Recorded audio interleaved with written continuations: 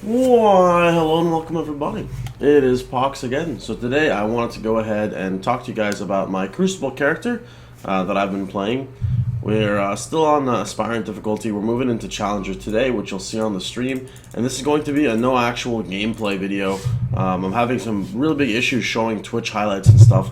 None of them is actually coming in smooth, so I don't really know what the fuck's going on there. So if you guys want to see actual footage of this character, it's very simple. All you gotta go do is go to my stream at twitch.tv/Pohx. I'll be playing it the whole day and, for pretty much the remainder of the week. So first off, these characters are not in hardcore. I'm not really playing a pure Crucible character in hardcore, as you literally will just die and over and over and over again. If you're importing a character into Crucible, that's completely different. But you are hit with some pretty big penalties for just playing pure Crucible only, such as you only get one inventory space, you don't have any augments on any of your gear because you have to actually get reputation to get augments. Your components are extremely limited. However, once you get the farming going, holy shit, we can pull out like 20 legendaries an hour. Maybe not that, maybe like 15 legendaries an hour, and that's on the first difficulty, and I'll try to make a legendary farming guide through Crucible here in the next couple days. So, this is going to be my Vitality-based Conjurer.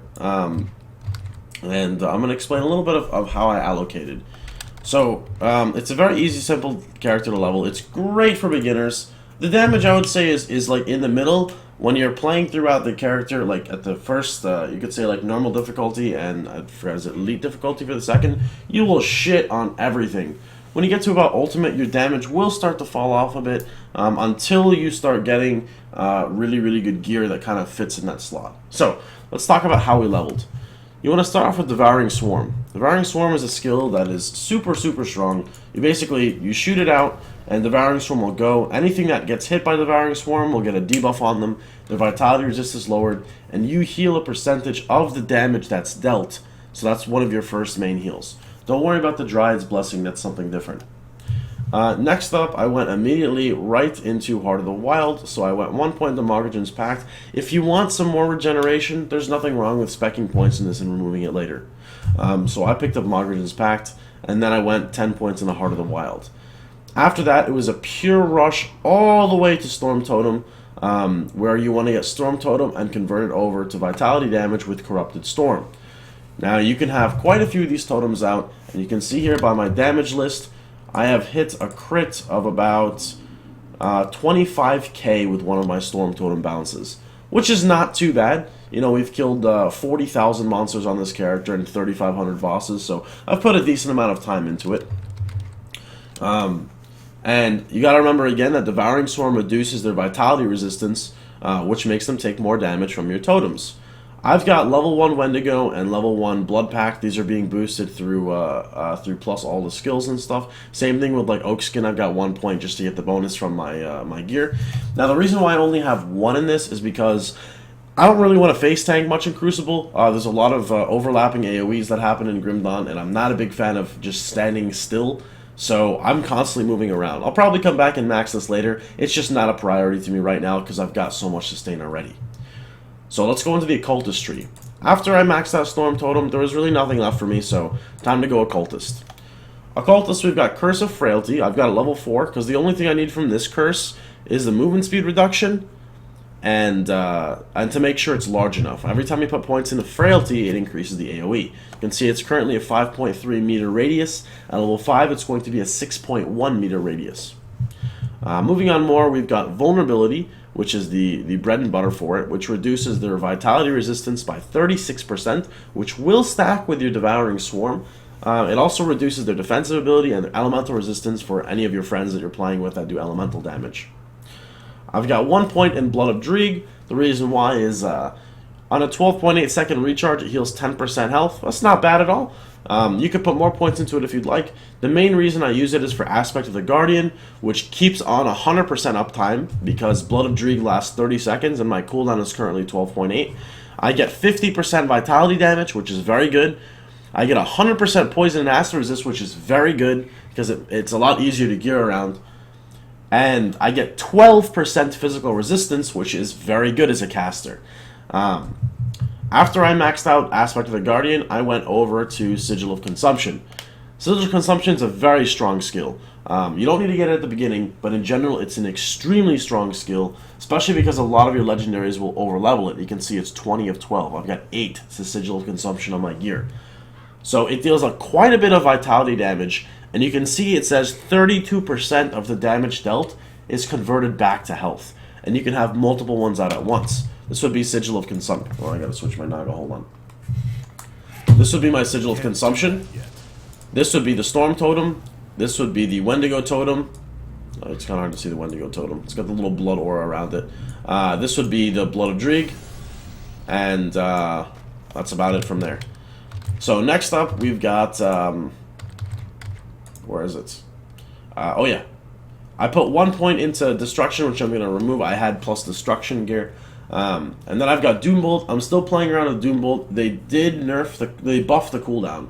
It has a 5.5 second recharge instead of like 25 seconds now, so that's pretty sick. And then Possession is your big boy. Possession is huge because you get 12% damage absorption, and I believe damage absorption, you can correct me if I'm wrong, this is what I was informed of, is literally just like mitigation. It's affected by, or it affects everything. I don't know if it affects like damage over time and stuff, but I noticed that I'm significantly more tanky towards physical damage with Possession and Aspect of the Guardian on. And these are 2 huge key components in the build. After that, I'm going to go ahead and maybe try out Doombolt. You know, I've got a few points to throw around. I'm not exactly sure. I know I put a guide up before, like 6 months ago, 8 months ago, and I was playing Grimdawn of a character similar to this, and I'm playing around to see what he's like. Now, into the Devotion tree, I've done things a bit different on this character than on the other character. So my priority was to first grab Bat. The reason why you want to grab Bat is Bat has a chance of releasing Twin Fangs. Twin Fangs procs, it rolls like every second or so. So this is attached to my Curse of Frailty. And I'll show this in other actions and stuff on the stream and whatnot. Whenever I have my Curse of Frailty on, it rolls that proc chance, that 20%, per monster that's being hit. And then it shoots out these Twin Fangs that do quite a bit of vitality damage if you look. And 45% of that is converted to health. So that's a really, really, really good buff. Next up is Wendigo. These are the 2 damage ones. Wendigo, you can see it's leveling up to 15 soon. I have this applied to my Storm Totem. I have a 15% chance to mark my foes with the sign of the Wendigo, sapping from what life or little life there is and transferring it to me. It deals a flat amount of vitality damage, I think, over time, and I heal based off of that. And the next level is an 80%. Like, that's huge. After that, well, I guess to get Wendigo and Bat. Well, to get Bat, it wasn't hard. To get Wendigo, I had to come and grab some blue, so I decided to go with Gallows. Gallows would give vitality damage, flat health, a little bit of leech retaliation. I don't really know how leech retaliation works. I know when you get hit, you retaliate. I don't know if I actually heal off it. 50 flat health, vitality res, and then flat vitality damage, which does actually work for any skill that's based off weapon damage. So I believe that these Twin Fangs here get a benefit off of that. And then you get the actual vitality and chaos, which will be really good for Doombolt. After that, I told myself, I want to be defensive, just like before. What should I do for defensive? So I came across, I grabbed Lion. I'm going to respec Lion when I complete Turtle. I went for Targo just for the flat health. Targo gives huge health. You can see 5% life, 5% life, 300 flat health. I'm playing around with Dryad. It doesn't really look very good right now, but I just want to try it out. The reason for Dryad is just because of Dryad's Blessing, which you can see it gives reduction in poison and reduction in bleeding, and heals a percentage amount of health plus a flat amount of health. And I'm just curious to see what it's like at level 20. Tip the Scales was my main goal because Tip the Scales is insane. You can see this is the proc chance that's on Possession. It has a 1.3 second recharge. So basically, whenever I get attacked, whenever I get attacked, I have a chance of shooting back to them and healing for 105% of that damage. Now remember that they're all debuffed with Vitality Res as well. They're all debuffed with Vitality Res as well, so all of these damages are way amped up. And then another one is Behemoth as well. Behemoth is huge. Behemoth gives you, again, flat life, percentage life, life regen, and then you get Giant's Blood. Giant's Blood is by far one of the best nodes on this entire tree. So, it currently gives me, at this moment, at a 9.3 second duration, with a 25 second cooldown, an 18% chance, not an 18%, a 15% chance that when I'm hit, to heal 18% of my life plus 920 and heal 212 health regen per second for that 9.3 second duration. Now, of course, that flat health regen is before any actual modifiers come in. So when you get all this going, you get a very, very tanky character. So I'm at 13.5 kh or 13k HP.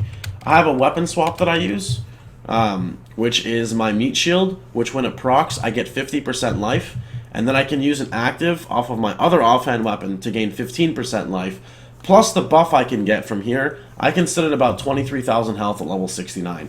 I'm not going to die at that. I might die in the next difficulty. Against the Hero My Resist, obviously nothing is really too good. It's kind of hard to gear up in this difficulty. But I'm just going to briefly go over my gear really fast, as quick as I can, and you guys can kind of get an understanding. Nothing here is probably best in slot. It's just what I've earned my time playing through here. Remember, these are pure Crucible characters. The only thing that we've given them is Aether Shards or Crystals so we can respec. That's it, because it's so difficult to get them in here. So in my main hand weapon, I'm currently using a Death Omen. You can see here what it gives. Remember, your goal is to get life, vitality damage, plus to the things of what you're doing, and you want good procs.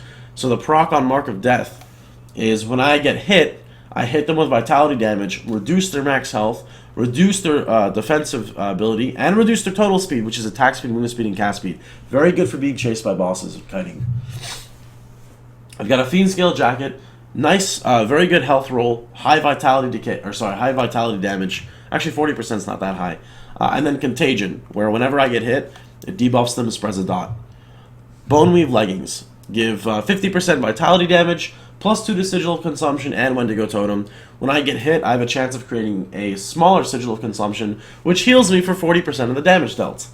Moving on, just standard rings with just whatever. Nothing too crazy on them. Again, if you guys want to go back, you can see all the gear. I'm going over for it here. I ended up getting a Signet of the Fallen, which is 83% vitality damage, and applies Mark of the Fallen, which is 20% chance on crit to reduce their vitality resistance. And granted, I don't need to crit hard or high, I just have to crit. And when you have 2 or 3 totems going out with damage over time, with all this shit, something's usually going to roll a crit, so that's a good thing. I've got a super sick offhand. I think this is actually one of the best pieces of gear that I have. And it rolled 100% vitality damage with percentage physique spirit, CDR, energy regeneration, crit damage, which is whatever, but plus 3 to Storm Totem, which is my main damage source. So this green accessory, or green offhand, I'm probably going to be using for quite a while.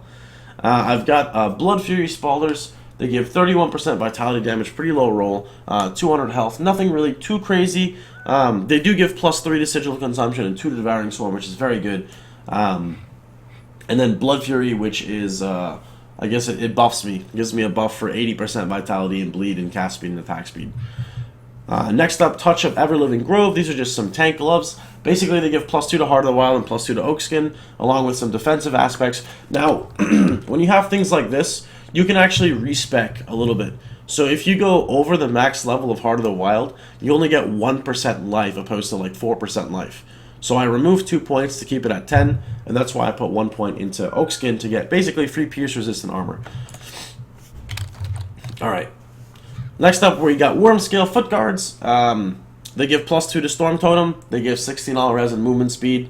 And then they have the proc chance, which basically gives me a bubble for lightning and fire damage for a 4,000 HP shield. Very good in this difficult, or in Crucible, because you will be fighting Nemesis bosses, and actually level 100 is a guaranteed you will fight Valderon, the Storm guy, whatever his name is, and he does lightning damage, and he's a piece of shit. So these boots really aren't that bad for that. And then moving on, you can see my my medal. You can see I've got a really good relic right here. Level 69. It's called the Invisible Relic because I don't have any materials to craft anything in this mode.